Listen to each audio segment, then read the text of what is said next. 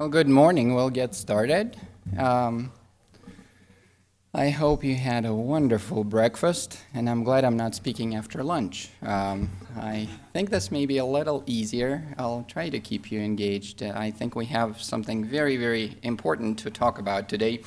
But before we get into it, I have a little note here saying that you have feedback forms that Affiliate Summit would love for you to fill out.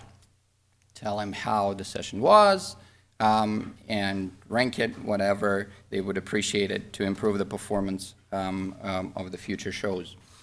We'll get to the 5 foundational pillars of affiliate program management in a second, but let me tell you a little bit about myself. I don't know how many of you know me or not, but I do a bunch of things. I do so many things that people are asking me if I still manage affiliate programs. I do, and this is my very first thing there. AM Navigator, which is an affiliate program management agency. We do everything from affiliate program audits to launching new programs to revamping existing ones to taking over full affiliate program management and co-managing affiliate programs with merchants who need external help. I also run a very, very niche professional forum dedicated specifically professional forum as in a gathering, not an online forum, a physical gathering, a niche conference devoted to affiliate program management. It's called Affiliate Management Days, happens twice a year, once in San Francisco, once in London. So I get my hands dirty in this stuff daily. I manage affiliate programs myself. I speak about affiliate program management. I wrote a book on affiliate program, or 2 books on affiliate program management, and the latter one, and the more successful one, I'll be giving away at the end of this session 2 copies for 2 good questions. So think of good questions, and we'll also want you to ask the questions using the mic, so there's an element of embarrassment there. Be prepared. It's worth it. I'll autograph it for you. My contact information is right there on the screen. My phone number, I'm based just outside of DC. I'm very active on Twitter. So on every slide in the footer, you will see the ASE for Affiliate Summit East 14 hashtag to tweet stuff out, because many people are actually following the conference from outside of this room. So I would appreciate you tweeting. My Twitter handle is eprussakov. The 5 pillars that we will be talking about today were introduced in this book of mine in 2011. The book is called Affiliate Program Management, An Hour a Day. And I think that these are the things that you should expect your in-house, outsourced, whatever affiliate program manager is handling your affiliate program to cover. Affiliate recruitment, affiliate activation, police and compliance with your terms of service or policies, communication, and optimization. We will cover all of these in the next 50 minutes or maybe 40 minutes, and then we'll have about 15 minutes for questions and hopefully answers. So let's start with recruitment. This is really the single most important element that your affiliate program manager should be devoting time to. There are various ways to recruit affiliates, and I covered an array of them in my previous presentation at Affiliate Summit West this year, earlier in Vegas. The presentation is available on SlideShare, but let me show you some of the more updated statistics and refresh some of these things for you. I believe that there are 2 kinds of affiliate recruitment. There's active and there's passive recruitment. So active is when we reach out to them. We find an affiliate, we reach out to them, inviting them into our affiliate program. Passive is when they find us. And you'll be surprised when you look at some of the statistics I'll show you today, which affiliates prefer most. So let's look at AFSTAT report and how it, I love to call this graphic affiliate recruitment through their eyes, because here Affiliate Summit asked affiliates or respondents of this AFSTAT survey, how do you prefer to find out about affiliate programs? And well, speaking of active recruitment, 42.4% said direct contact, that direct outreach. And then conferences, 8.1%. 8.9, I'm sorry, percent. That's all. That's active recruitment. That's when we reach out to them. Then when we look at affiliate benchmarks, 2013 global questionnaire, these figures really closely mirror what we've just discovered. Network emails, when the network reaches out to them and announces an affiliate program to them, 36.3%. Blogs, 29.6%. And affiliate manager outreach, about 14%. So when we talk about affiliate recruitment, there are 5 active affiliate recruitment. There are 5 principles that we want to keep in mind at all time. And I have an apple here. Why an apple? Why not? A for automation, P for personalization, second P for persistence, L for leaving options open, and education. Here's what I mean here. Speaking of automation, well, you all know that it's a technique of making a process operate automatically. So what I'm telling you here, employ tools to perform the routine tasks. Do not just Google it, but let Google Alerts deliver prospective affiliates info right into your inbox. Automate things. There are free and inexpensive tools out there. Here are just a few. SEO Quake, Backlink Watch, Open Site Explorer. As you can see, these are the tools that affiliates, that webmasters would be using primarily for backlink finding and for building backlinks. But we can also use them to find prospective affiliates. Then the prices that I quote right here, starting from number 4, were true at the time that I was preparing this presentation, but it's pretty affordable. Citation Labs would deliver between 500 and 1,000 prospects to you at $20 for the batch. And then there's BuzzStream from $29 to $249. Then there's Raven Backlink Explorer, which you can utilize. And finally, IBP, or Internet Business Promoter. IBP used to have a separate segment, which used to be called Arelis, which we used quite successfully for affiliate recruitment. And there is a version of that available, I believe, up until this day, where it yields up to 50 free prospects to you free of charge. So you can give it a try. But these are sort of the tools that we would normally use for backlinks. But there are tools that are created specifically for affiliate recruitment. And out of these 3 are worth highlighting: affiliaterecruitment.com, LinkDex, and Syntrix. So let me show you how these guys work. Essentially what they do is they would find actual affiliates. Very often you'll be able to find affiliates that are promoting your competition. Very effective tools, worth giving a try. Many of them will actually give you a sort of a demo. It won't be a free trial type thing, but worth checking them out. And here's an example from LinkDex, for instance. If there's a sector or a vertical that you would like to explore, here you see airlines. They will actually tell you who is linking in to every one of these that you're looking at. American Airlines, Delta, Southwest. But then speaking specifically, and you can route this through affiliate links as well, or merchant links, but when we're talking advertiser level query, here's how it would work. This is an example from ShareSale. You can see that there in URL parameter, right there, we have M for merchant. And then we have the merchant ID, 18208. That's Viator affiliate program on ShareSale. So here we have run this tool to show us all of affiliate sites that are linking through a specific affiliate program tracking domain, and it yielded 539 prospects. If we are competing with Viator, we could be reaching out to these. Secondly, I talked about personalization. Did you know that per this particular Adastra 2012 report, personalized subject lines are 22.2% more likely to be opened?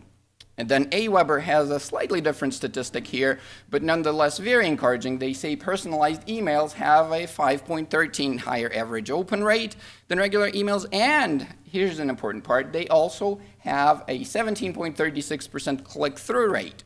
And then another resource, YesMail, says that personalization increased response rates from 4.7 to 14.8%. So when you reach out to affiliates, don't just use a tool like, for instance, in Internet Business Promoter. You can create templates, and once you've discovered and filtered out the prospects you don't want to contact, and you are reaching out to the ones that you do want to contact, you can just send them a blanket email, pretty much a standard blanket email that you're sending to everyone else. That rarely really yields impressive results. So personalize wherever possible, especially when you are talking about sort of potential super affiliates, and they don't even have to be affiliates yet. You don't know which content producer may actually turn into your next super affiliate.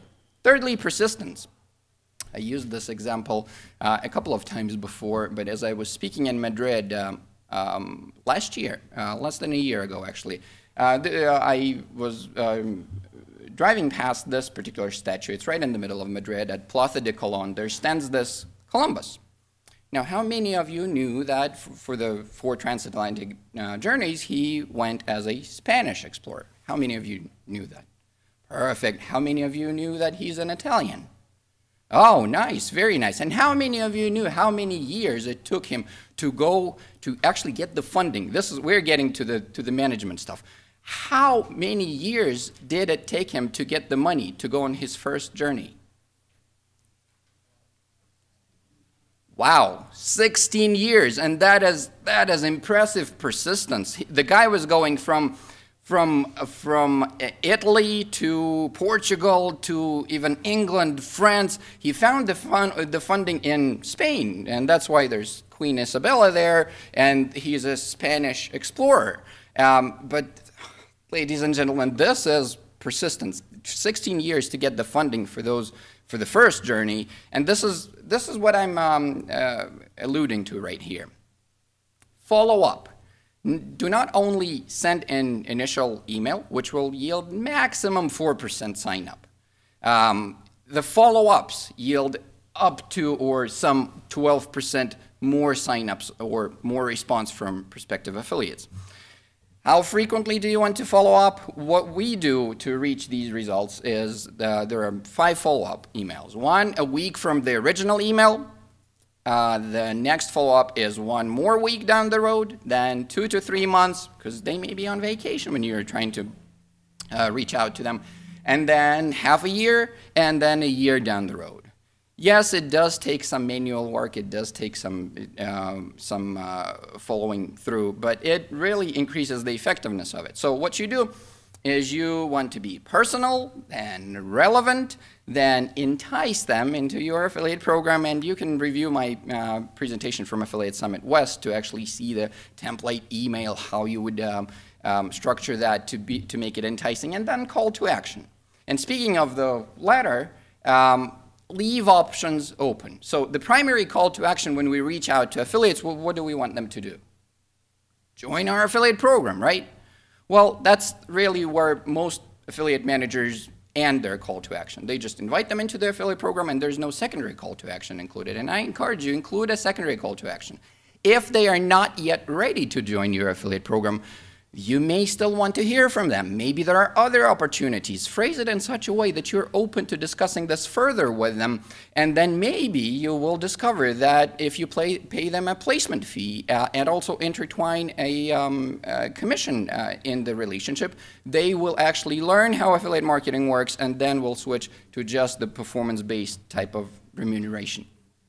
Fifthly, while the stats are very encouraging, Technorati Media 2013 Digital Influence Report said that affiliate marketing is the #3 method of monetizing affiliate websites, blogs. Yet it's still #3. Most people are using banner advertising, text ads. It requires some education.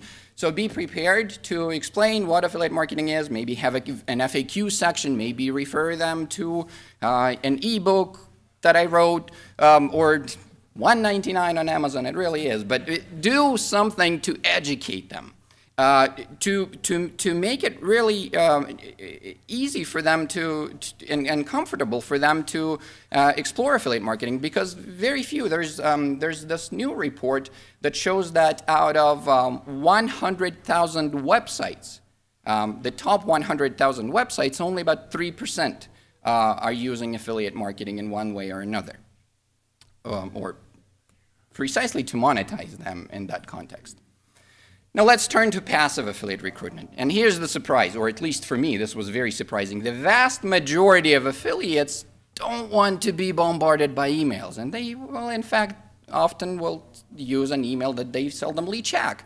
So they want to find you on their own through merchant website, 59.3%, through search engines, 38.6%, 38% use directories, affiliate directories, some 20% we've seen use them regularly. And then 20% for word of mouth and support efforts. That may be a blog, a dedicated affiliate page on your website. So that's what FSTAT report from Affiliate Summit says. And then there's affiliate benchmarks that say that support pages are #1, 47%. Then there are network sites, 44.7%. Search engines, 33%. Forums and directories, and word of mouth again. So here's some of the methods that you can use. Ways to get found by affiliates. How do we ensure that we are findable? Well, #1, your affiliate program description. And if it's on an affiliate network, then make sure there is a clear, visible link that actually refers back to your website, not just your brand. Then an FAQ section. How many of you have a dedicated affiliate program support mini site or an FAQ section on your website? Whoa, very nice, about 10%. And there are brilliant examples from Walmart to Amazon that you can learn from, but this really helps you search engine optimization-wise to make your program findable, and also helps the new affiliates getting to the question of education, an FAQ section, and you can expand that. And if you have a blog, you can be answering affiliates' questions through the blog, and then obviously removing any sensitive information and adding them to the FAQ section. Then affiliate directories, which we've mentioned that quite a few affiliates use. It doesn't cost you anything to add your affiliate program to them. There are services that will do it for you. Submit your affiliate program information to a bunch of affiliate directories, but you can do it for free yourself if you have the time. Then there's social media that affiliates use that we want to use. We know that Amazon is using Twitter very actively. There are many affiliate programs that use forums that affiliates use, like ABestWeb, for instance, or Performance in Europe. Then there are second-tier affiliates. That's really, you know, sort of addressing the secondary call to action type question. When an affiliate is not ready to promote you, they may still be ready to recruit other affiliates for you to promote you and be compensated a percentage or a bounty, some sort of a flat rate bounty off every sale or lead that they refer. Then subscribe to affiliate news link is a technique that's so simple but so seldomly used. Right there on the affiliate program page, you can, even if they are not ready to sign up with your affiliate program, but they are happy to leave their email to be informed of the affiliate program, why not harvest the email addresses of theirs like that? And then press releases that yield SEO, branding benefits, visibility, and really do help you rank high on relevant keywords. So use all of these methods and more that you will find in the presentation that I alluded to previously. From Affiliate Summit West 2014. Now, let's get to affiliate activation. And let me start this with a question. This is our pillar #2. So, how many of you in this room have, and I'm not even going to say 100, 50% of your affiliates currently active? 40? 30? 30, okay, very good, about 3 people. And then 20% of your affiliates, anyone has about, well, in the vast, there are some people that are raising hands, but in the vast majority of cases, it really is between 5 and 10. And those of you who have 30 or 20 must be doing some work activating them. And this is really the aspect that very many of us forget, being so engaged in affiliate recruitment and inviting them into our affiliate program and following up. We're really not working hard enough to activate them. And here's what I suggest. Start right with the approval email. So the very first email that they receive from you, it should be motivating them to activate. And here's how I suggest you structure it. Remind them of your program detail. Trust me, you're not the only one. They've probably applied into 100 other programs at the same time, so you do want to stand out. Then include an activation promo. That is to say, put up our banners or our links or our product, import our product feed, and we will do something for you. For instance, increase your commission or increase your cookie life, which really doesn't hurt to do anyway, because some 45% of people delete their, or some 50% delete the cookie by day 45 anyway. And show them that you are trying to do something there, but then even beyond that, include a very tangible performance-based bonus. So generate 3 sales within the first 3 weeks, and we will pay you a $50 bonus, or first sale bonus of $10, or whatever, or commission increase based on that, provided they maintain the level going forward. Then make it easy for them also. Include the pre-coded affiliate links right in your approval email, where they can just grab your banners right from within the email. There are short codes that you can use within networks to make it really easy for you to customize it for every individual affiliate, even though it may be sent out to them automatically. And then if there are coupons or feed tools that they could use to import your data feed into their websites, include that as well. And include your detailed contact information, because they will have questions and you do want to be reachable, and then after that responsive as well. Now, while we are on the affiliate application time, what is the maximum acceptable affiliate program application time that affiliates believe is acceptable? Well, up to about 48 hours. You want to make sure that you approve them definitely by the end of day 3, because trust me, they'll lose and they'll forget about you. Or very frequently, they will be occupied with something else and won't put up those links. So this approval time really contributes to the activation as well. And you do want to motivate continuously. Like I told you, they're applying into a bunch of affiliate programs, and there are a bunch of affiliate programs competing for their attention at the same time. So you do want to motivate them continuously, even when they are within the affiliate program. And here's a great example. I love it. It comes from a couple of years ago. CSN stores sent out this email to select affiliates. They said, "Congratulations, you've been chosen as a CSN Stores affiliate program Rising Star.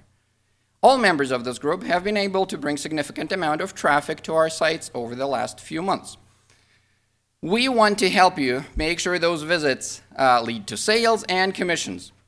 So for the next month, we will be offering an exclusive promotion to this group, to the members of the Rising Stars group. So what we want you to do is, if in the month of April you convert just 10 sales, you will receive an additional $150 bonus."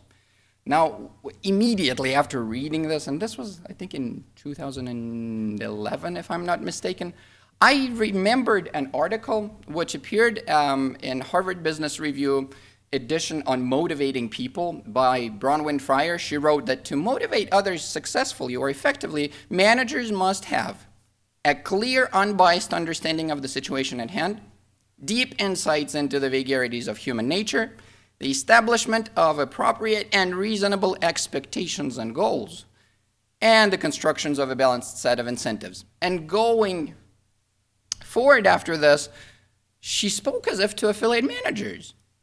I read these and I was like, wow, this applies to every single affiliate manager. Start with the truth. So they've been sending traffic. They didn't convert the traffic or didn't convert it highly enough. Appeal to greatness. They included them into they called them rising stars and made them proud. And then stick to your values, provide constant and consistent communication channel, build trust, care for the little guy. We're talking about super affiliates all the time, but how do you know who's going to become your next super affiliate? It's likely not the guy who's already selling dietary supplements effectively, and that's his niche. It may be a totally different content producer that you really want to care about and really educate and bring up to the level of your next top performer. And set different incentive levels, not just reachable by those who are already performing well in the program, but those who you really want to activate. So check out this article. It may help you as well. Bronwyn Fryer, Moving Mountains, article of 2003. Then comes our pillar number 3, compliance policing. Now, here's a very, very important thing that I should underscore. Do not call anything a violation unless you've defined it as such in your terms of service. Very frequently, a merchant would launch an affiliate program no program agreement, no policies, just launched it. Everyone who's applying into it is applying without agreeing to anything. And then they start seeing these violations happen. Well, are they really violations if you didn't define them as such? And do you really have the grounds to police compliance if there's nothing to be compliant with in the first place? So make sure you have a good program agreement for affiliates to agree to. There's a free a sample on my website. You can just Google affiliate program terms of service sample. It's right there, one of the first on the list. But here are the things that you really want to police as far as your affiliate behavior, defining these things in your terms of service agreement prior to even starting to police. Trademark use. Secondly, Federal Trade Commission disclosures. We'll address every one of these in a second. Coupon usage and brand placements. So speaking of trademarks, these are the levels on which you really want to police affiliate compliance with the usage of your trademarks. Trademarks and domains as paid search keywords, trademarks in domain names that affiliates register, and include the misspellings and variations wording in your terms of service agreement, because you'll be surprised, but they very frequently are quite innovative. Look at this. This is neither a trademark nor a domain name, yet it's both the former and the latter with spaces instead of dots. So they are actually bidding on a specific domain name, but they are spelling it like this, hoping it's harder to catch, but thankfully there are tools, and I'll show you which ones. And there are, you know, it could start from www space, your trademark, or HTTP space, your trademark, because people search stuff like that.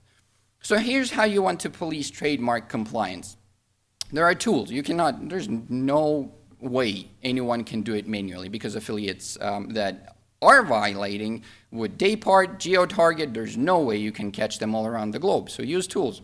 iTrademark bidding is a free tool which you can use if you have the coding skills necessary and make it work for your particular situation. But then there are the tools that you can purchase and have them do the things that I've shown right now and that I'll show you in a second.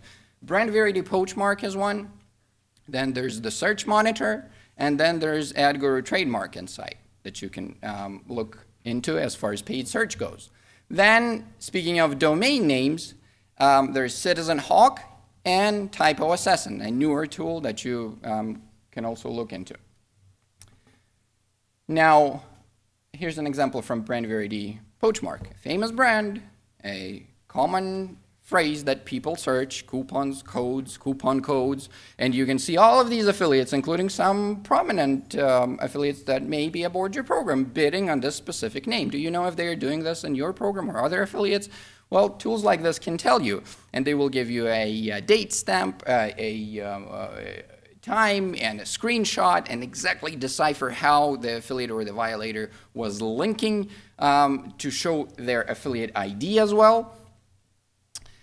Then FTC compliance is the next thing that I wanted to discuss, and this is a very important one, and it is being talked about more and more, and this is great, and there are actually tools right now, unlike a couple of years ago. So here's the gist of why this is important.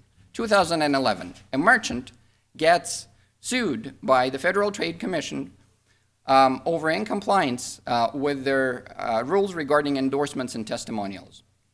And the FTC right there on their website up until this day says that they deceptively advertise through online affiliate marketers. They advertised using an affiliate program, an online affiliate program, which recruited review affiliates, articles, that put together articles, blog posts, endorsements, and received a substantial compensation or substantial commissions. And then they charged them for disseminating deceptive advertisement. They were able to settle with the FTC, 250 grand. Not something that every merchant can afford or wants to do. You can police compliance with these things, and here's what exactly they mean. In essence, for the Federal Trade Commission, the merchant-affiliate relationship is a sponsor-endorser relationship. So they view merchants or advertisers as sponsors and affiliates or publishers that receive commissions as endorsers of their product. And the FTC expects the marketer or the advertiser to clearly disclose the relationship, and us, merchants or affiliate program managers, they deem us responsible for educating, equipping, and policing compliance with the rules that they've set in place. So here's what I suggest you do. Include a subclause of affiliate obligations in your terms of service agreement, where you actually discuss this, describe this. Google it. There's plenty of stuff written about this. It's called the Federal Trade Commission rules regarding endorsements and testimonials, or affiliate disclosures. Just Google that. That will help you too. Provide affiliates with disclosure templates that they could use to put on their websites. And then routinely analyze sites of top performers, as well as look into content monitoring tools. Thankfully, in the course of this past year, both BrandVerity and the Search Monitor introduced a tool that can automate things like this. Then thirdly, I've talked about coupon usage that needs to be policed. Be it coupon harvesting from social media, emails, or wherever else affiliates may gather those coupons and posting on their websites, or using protected coupons or pseudo-couponing, making it appear as if you have a coupon when you really don't have a coupon, or click-to-reveal technology. And again, if we look at what BrandVerity does there, they have a tool within their tool set that allows you to police coupon usage. And in this particular screenshot, you can see protected coupon codes being posted on various affiliate websites. You can see the codes themselves in this column, and then there is affiliate relationships column, which displays the actual affiliate IDs. So you can actually tell who's doing this and for how many times. This guy 1 time, this guy 7 times. You can click and see the exact dates where and what they've been doing. Brand placements. That's our final thing that you really want to police very closely, because this is really your most valuable asset. So you want to safeguard it. And here's a really cool example. We all know LinkedX as a tool that we can use for recruitment, but did you know that you can use it for policing as well? So what we are doing here, this is a share sale affiliate network example. In the URL parameter for publishers, we have U, which is their way of saying this is an affiliate link, and then equals 461123. That yields 155 websites that have this specific affiliate ID on them. So all of these websites, they either belong to this specific affiliate, or they are the websites through which they promote. And you can combine that with your own merchant ID and see where exactly on these websites your brand is being placed, and then see how. And then here's a CJ example. Commission Junction uses more than just one URL, unlike Share Sale, for tracking. So in this case, it's this URL, and it yields, again, here in the link target URL, it has to contain this publisher ID. And then it yields 34 websites. Then CJ uses something like 6 or 5 different tracking URLs. You can spider it across them, then deduplicate the list, and then see where exactly a particular publisher is placing your banners, reviews, logos, whatever else. Then comes communication, our pillar number 4.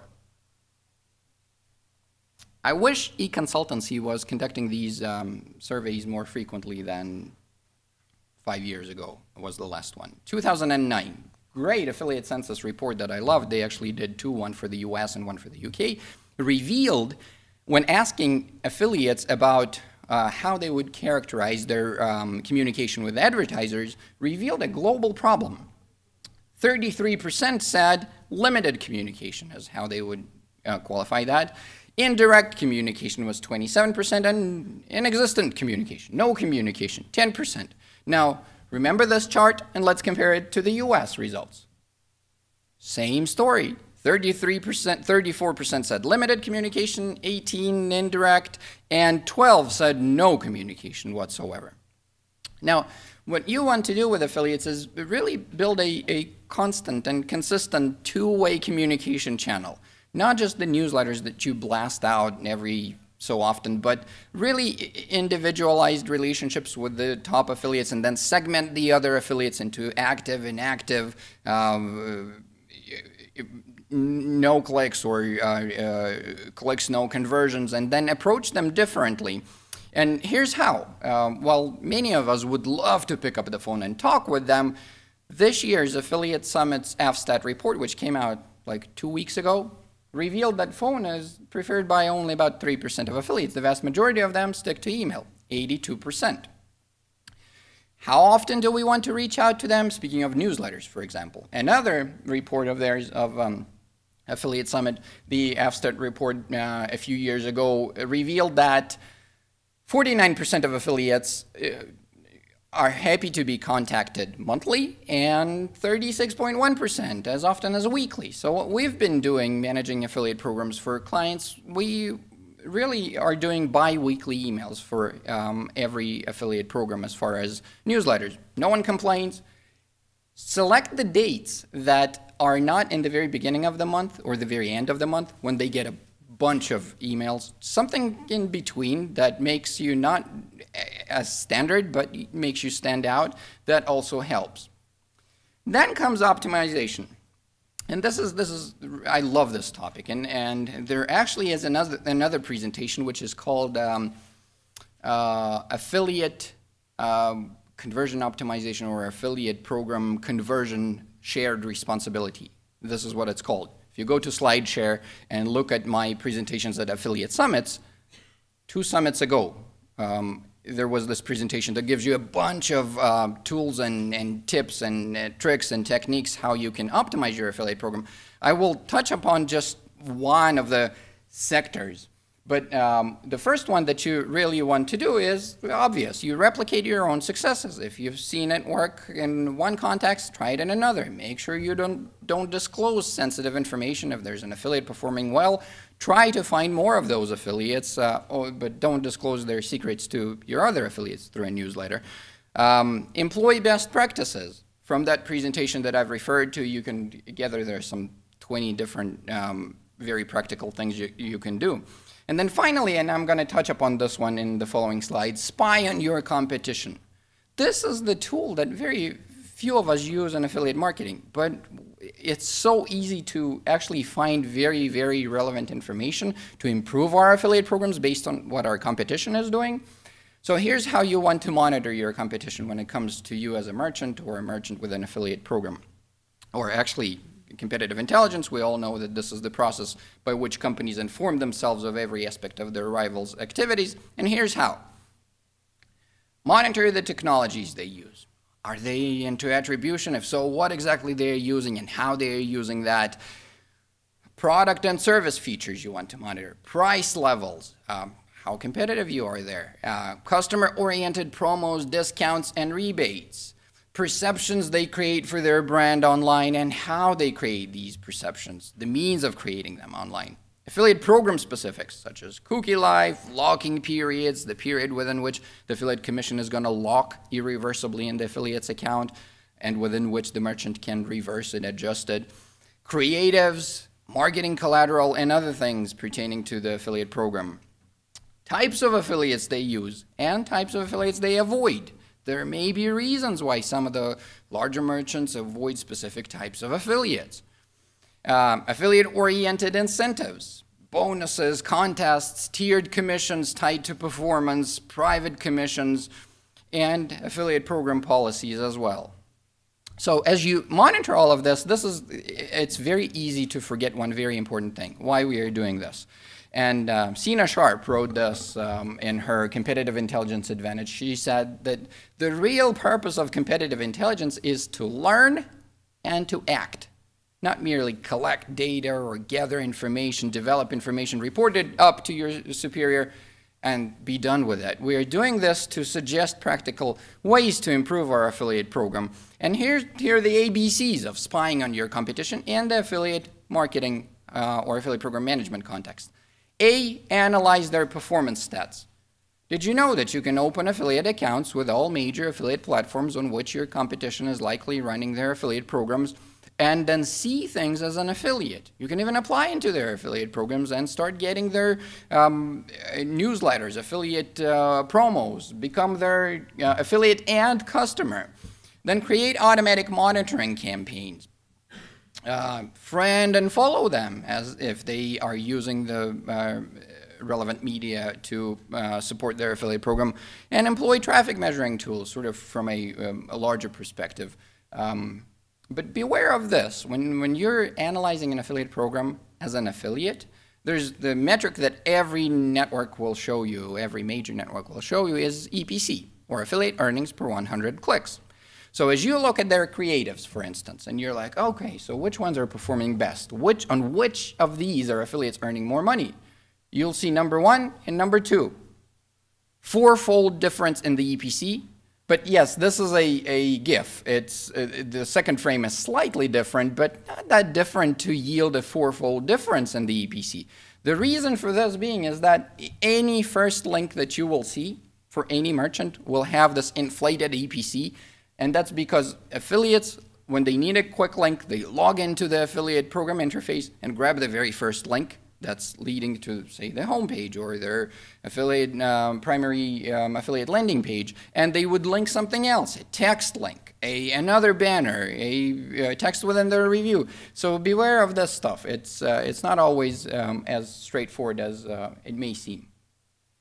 So to recap, and we're having plenty of time for questions, there are 5 pillars that you should expect me as an OPM to take care of, your in-house affiliate program manager to take care of, anyone who's managing your affiliate program, expect them to recruit affiliates, activate affiliates, because the recruited affiliate is only as good as they are active. If they are not doing anything, there's no use.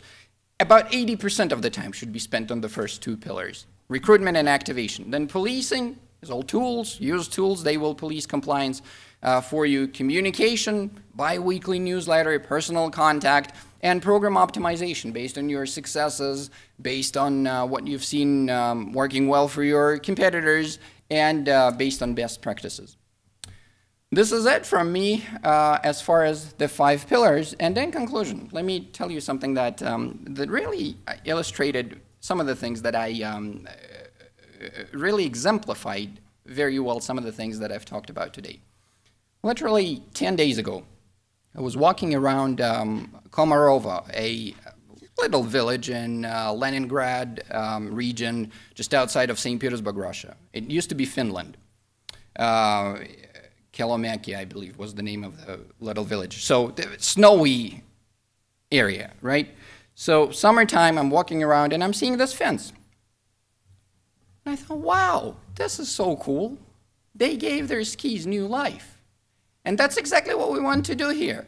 We want to give old stuff, old tools, new life. We want to take link building tools and use them for affiliate recruitment. Take affiliate recruitment tools like LinkDex, for instance, and use them for compliance policing, for monitoring compliance and seeing where exactly affiliates are placing our brand. So yeah, give the old tools the new life and use them for affiliate program management. There are plenty of ways you can do this and be ahead of your competition. And with this, you know that I have 2 books. I thank you for being very attentive, and I do hope that you have questions. Now, as many as you want, we have some 14 minutes, but the 2 best questions, and I will be the judge, will get my book, autographed and all. When you ask a question, if you have a question, raise your hand. Someone will give you a mic because it's being recorded.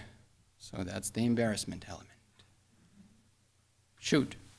Yes, sir. We need a mic right there in the middle.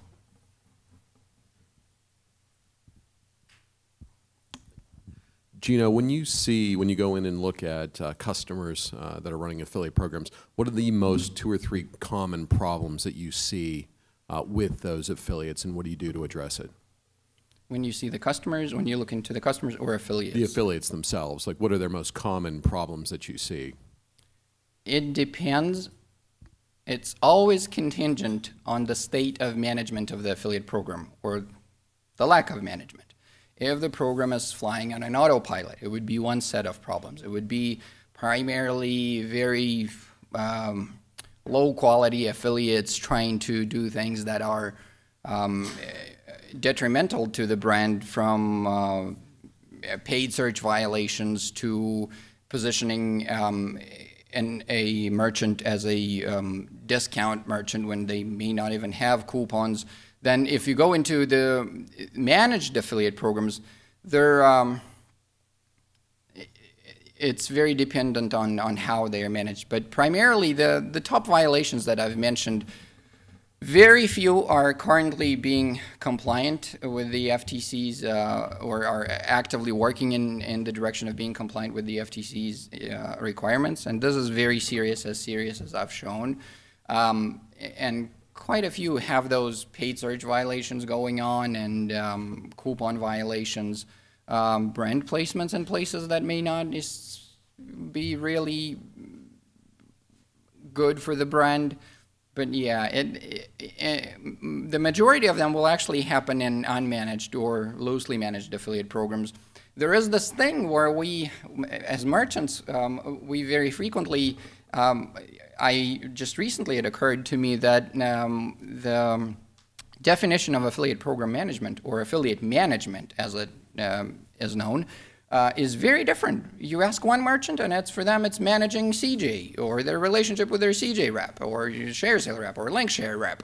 For another one it would be managing their OPM agency, and yet for the others it would be just managing this channel of affiliate marketing along with other channels. And it's really so much larger than a channel, because affiliates compete with you on paid search, on social, buy all sorts of paid media, and also do email. So you really have to perceive it as a context where you remunerate a free marketer based on performance regardless of the channel that they use, paid search or social or whatever, and you also compete with them. So that's why policies are important. So violations or problems will really have to be tied to whatever's okay and whatever's not for your program. But good question. Thank you. Okay, first hand back there, but it really doesn't matter. We can start from.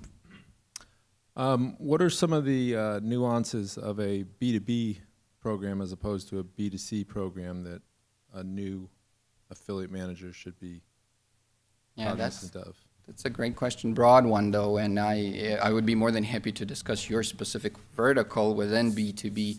But it's there are affiliate programs that are being very successful in the B2B, and I actually started a few, but it's not as commonplace as B2C or retail oriented, or maybe SaaS. Some of the nuances, well, lack of really expertise in very many cases on the part of agencies or merchants themselves on how do you actually recruit the right affiliates, who do you partner with. Now, using the tools, it's easy to create the strategy within which they will be intertwined and for which you will be able to use them.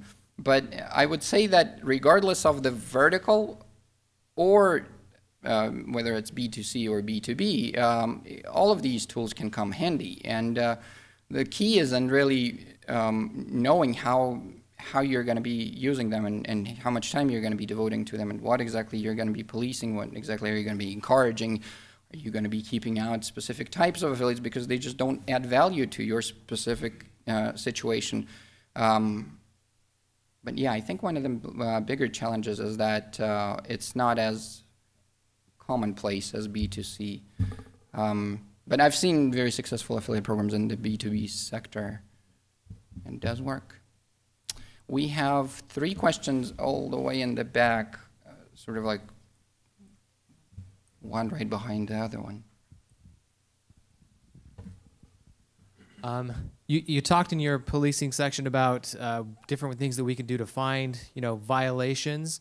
My question is, short of just dropping an affiliate from your program, are there best practices or ideas on how to correct things before making that decision to say, okay, you're just not part of the program anymore? What are some ways to correct some of the actions that you see? Don't lay the mic down. Let me ask you a question. Okay. Do you really want that violator you get a copy big? of my book. What's that? If this is a good question, you get a copy of my book. All right. All right. It's not as long as yours. So let me ask you a question back. Okay. Do you really want that violator, and how what percentage of cases do you think you really want to stick with that violator? Yeah, How I mean, valuable are they to you? sometimes more valuable than others, and sometimes the violation is more serious than others. Yeah.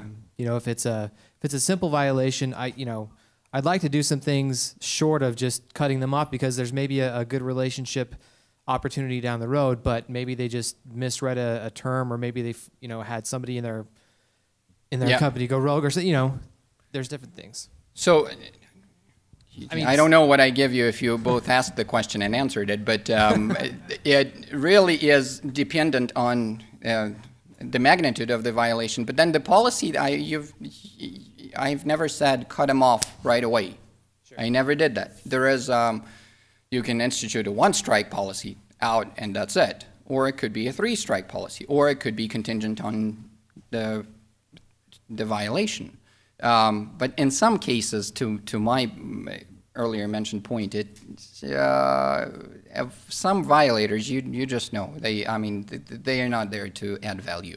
It's a page that appears to be as if they will be promoting you, distributing your promotions, but all they do is trademark bidding. And there are blacklists as well that you, again, through the tools, you can see who's doing this repeatedly across all programs that launch, whether with or without terms of service.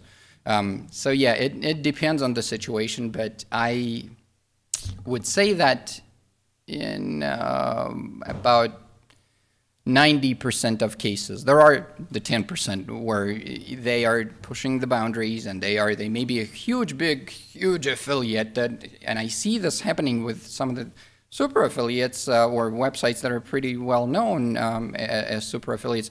They would every once in a while start doing things that are prohibited, whether a coupon harvested from our client's email campaign where they already offered an additional discount on top of the discount to bring the customer back, so that gets harvested, posted on the discount website, and there's no room for commission to that affiliate. It's just not how it was meant to be, and the affiliate program rules say don't do that. You have a set of coupons that you can use, but don't use those. Or it could be paid search violations. I see those very frequently go together. Thank you. Thank you. You mentioned emails. Is there a place to get an email list on affiliates?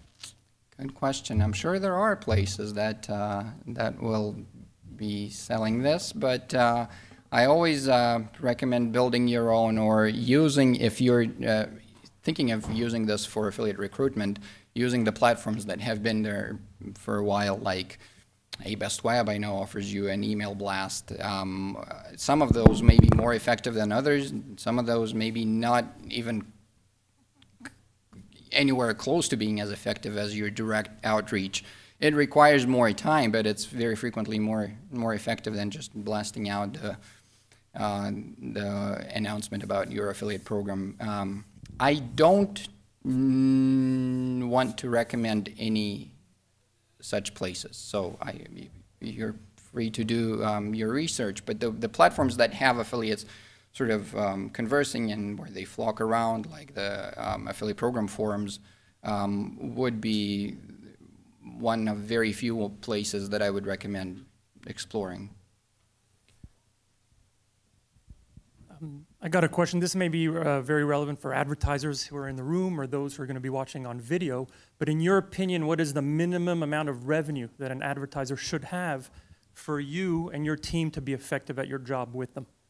It's a very good question, and it's not very frequently, it's not about it's a combination of things that we look at, both the brand, it could be a brand new, great product that the merchant really believes in, and that's why they have it, but it doesn't have the brand. It doesn't have a tested website that's tested to convert. That we don't even have the data to give to the affiliate. That's our factor number two. How do we have any KPIs that we can offer some of the top affiliates that will ask us, okay, how do these convert, and what's the average order value, and okay, what's your return rate, and some of these things that it's really, I would say that only after all of this, maybe on line 5 will come the revenue they are currently registering. But primarily would be about their competitiveness and the brand recognition and the website. How is it selling, or do we not know? So I cannot answer your question. There's no minimum. I have 5 minutes. There's no minimum, but there is. It's dependent on the niche, on the vertical. Yes, ma'am.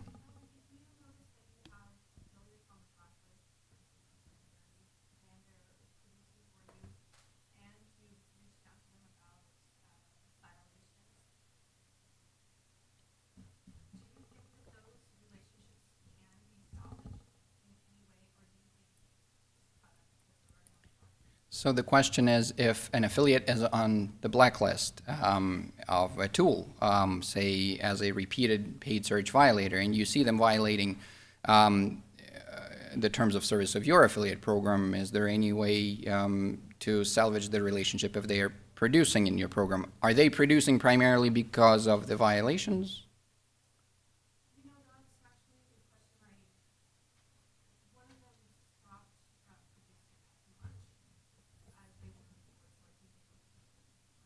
Yeah. Yeah, so that's one of the things that it's dependent on, whether it's primarily because of the violation, and is that even the performance that you want, or could you be ranking highly enough organically to not even pay them for whatever they are doing in paid search, and you would have gotten that sale anyway.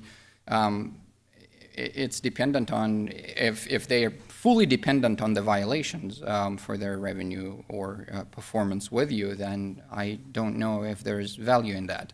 If there are other things that they are involved in, like I've mentioned, some of the top affiliates that I see violating one thing or another every once in a while, and it's clearly there are other things that they do that are of value to my clients, and I don't know how it works, but sometimes, I do catch them violating, and so they take it down. It's not about just getting them out of the program. So it's dependent on whether it's primarily the violation or fully the violation that they are dependent on. Then no. If it's beyond that, then definitely sort of monitor on an ongoing basis and alert them and tell them this is serious and that you don't want to be doing this every 3 months. No need to push the boundaries with you, but yeah, in some cases, yes, in some cases, no. Yes. Yeah, you, right there.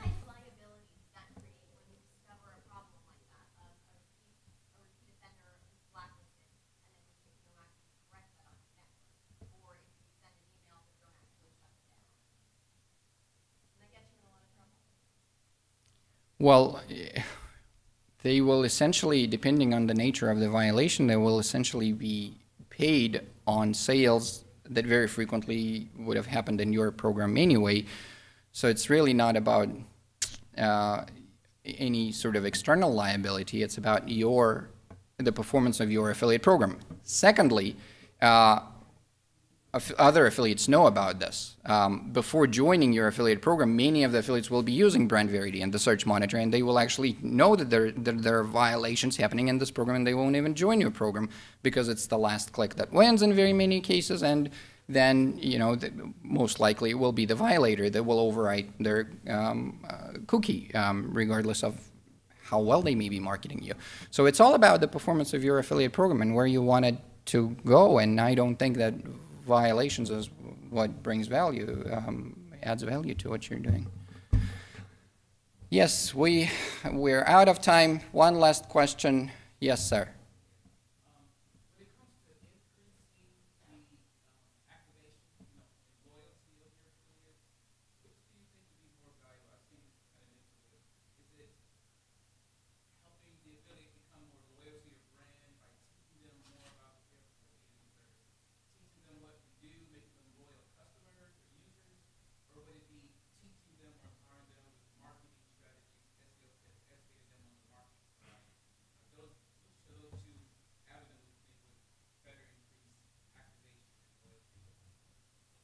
Well, they are in this business, definitely education, if that is required.